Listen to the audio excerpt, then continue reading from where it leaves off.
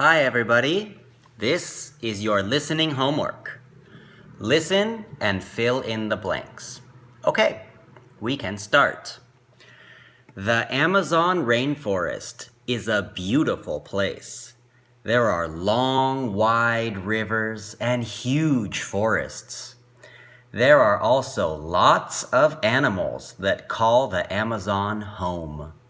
The most energetic of these animals is probably the spider monkey. They love to play and jump around in trees. The most colorful animal is the macaw. There are 18 kinds of macaws, and they are all very colorful and beautiful. But not everything is great in the forest. Every year there are more and more fires in the forest. If the forest gets smaller and smaller, not so many animals can make their home there.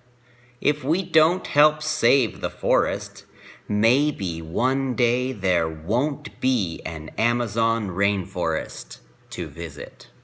Okay, that is your listening. Goodbye.